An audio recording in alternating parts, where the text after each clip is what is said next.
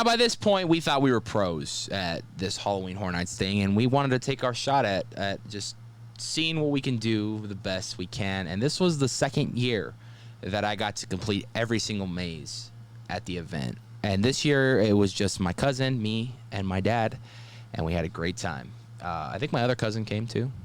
A couple of my other cousins came. We were living with my uncle at the time, so which is in the current house that I'm at right now. But it was a great year. Walking Dead returned one last time for a actual built maze, and they took over the event. Oh, no, they didn't take over the event because now we had the Purge coming in. The Purge took over most of the event this year. New Terror Tram, new Scare Zone, a lot of great stuff.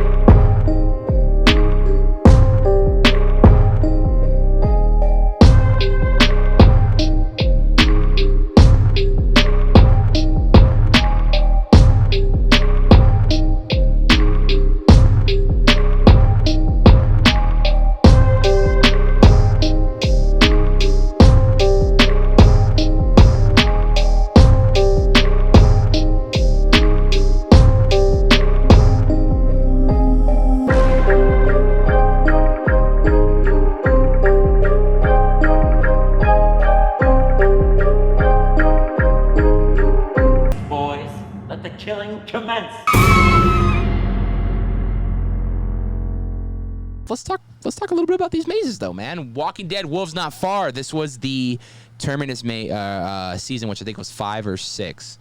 And that was an interesting season, to see the least. And they built Terminus. They really, built a whole facade of Terminus. I have a lot of memories with this maze because they had a special contest they were doing within the line. And if you got trivia answers right, you could skip the front of the line with your party and get to the front faster. So we were midway through the line. I would say we had about an hour's wait. And the guy, I had heard the questions. This was the first year, too. I actually went multiple times. I went twice, and I remembered a lot of the questions the guy asked. And he asked the same questions when we went through again, so I remember the answers. And he asked a Purge question, and I answered the question, and I got it right. So then I walked me, my mom, and her husband, and my sister up to the front of the line, which was really fucking funny because she was already terrified as it was.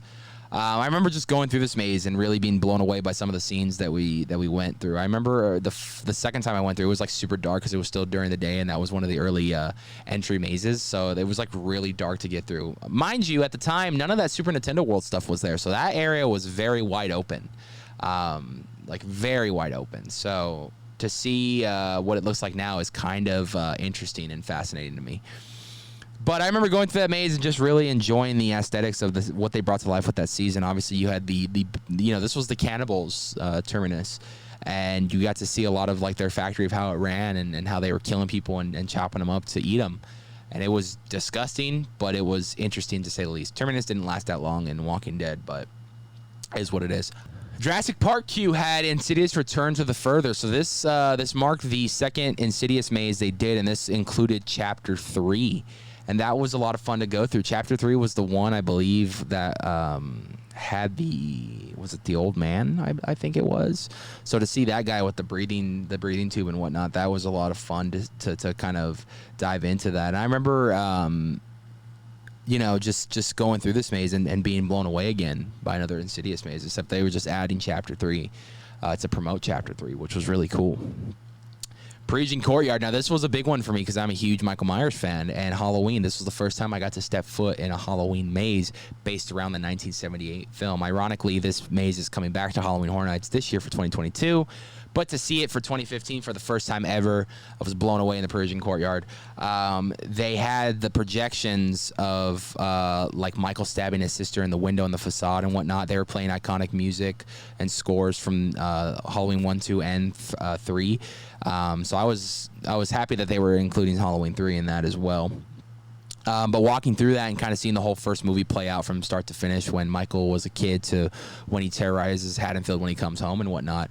The ironic part was it was called Michael Myers Comes Home, and that was really cool. It had a cool original ending where it had like multiple Michael Myers like in like a glass room, so that was really cool. So there was like a handful in there that was real, and you couldn't tell which ones. But walking through that maze was really cool. Had a great time. Now, this was the first year they started doing Twitter passwords. If you guys are fans of the event for a while, you know that for a little bit every night of the event they would give out a password, and that password is at a certain maze, like a certain character or person is playing that character, and you give them the password and they give you something in return. This year they were doing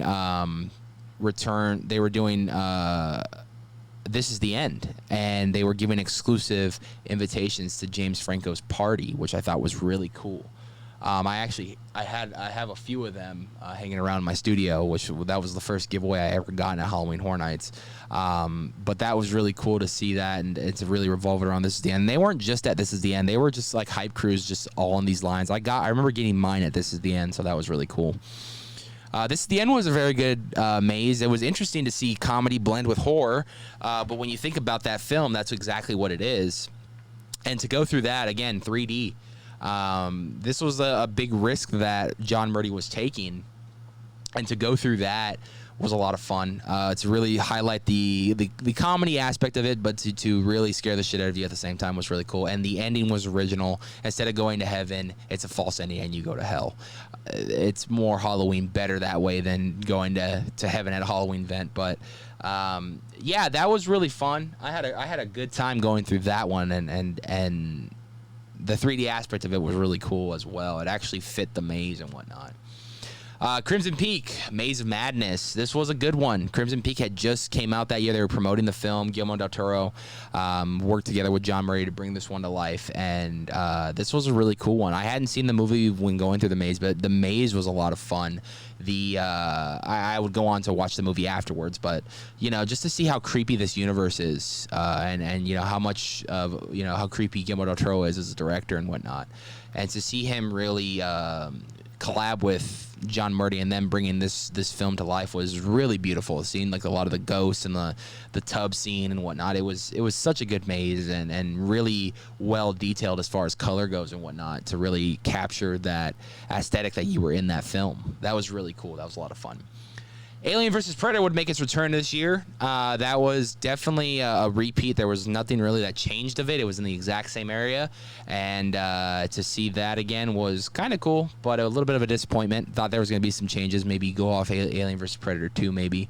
But yeah, it was really the exact same thing as 2014. I remember that kind of being the one maze that I didn't care for that year, honestly. And I still don't to this day. The Purge got its upgrade this year with the Terror Tram Survive the Purge. This was the first time they brought the Purge onto the Terror Tram, which was a really good fit for it. And the story behind it was you were going to some Purge party to hide out, but in reality, you were going to go to get purged. So that was a lot of fun to walk through the Bates Motel, to walk through the War of the Worlds plane crash set. They even built on some extra other things that related to the films and whatnot. So that was cool. You got to see a lot of the iconic costumes and whatnot. So that was a lot of fun. I really enjoyed that one. Exterminators, New York Street front gates. That was the main scare zone in the front. It was really cool. Really cool design on that one, to see kind of how these exterminators got killed by their own poison gas or whatnot and became like mutated and whatnot, which was really cool. Dark Christmas did return to Baker Street, which was another fun one, which would later on spark the idea for John Murray to do Krampus the very next year, but we'll talk about that real soon. Corpses was on French. Corpses was interesting. I like the designs of all the characters in that. They were all legit like corpses, but all different and unique in their own way, which was really cool. The Purge Urban Nightmare was the Metro Lot scare zone, which was almost kind of like a little maze, which was really cool. So that was a lot of fun to see the Purge incorporated more at Halloween Horror Nights. This would be the third year now that we would have the Purge, and the 4th year, I believe, for The Walking Dead. 3rd year for The Walking... No, 2nd year? I forget. I think it's 4 and 3. But that wouldn't be the last we see of them. Trust me. I promise you. And then this was the debut of a new show for Halloween Horror Nights. Love them, hate them. I hate them now, but they were cool in the beginning. The Jabberwockies. I had never seen them before. They won America's Got Talent, and they were really, really well known. They had their own stage show in Vegas and whatnot. And to see them for the first time was really cool. I would later get annoyed by them really quick because it felt like the same show every single year. But that's just me. But 2015, it got better for us, and we were like, every year we're always saying, especially after this year, how are they going to top next year? And boy, did they top next year. And honestly, I would go out and say this is probably, for me, the best year of Halloween Horror Nights they ever did, which was 2016. And after that season, that's what sparked an influence for me to do something and start something. One channel sparked that influence. But we'll talk about that next episode right here on Nights of Horror Origin. See you guys next week.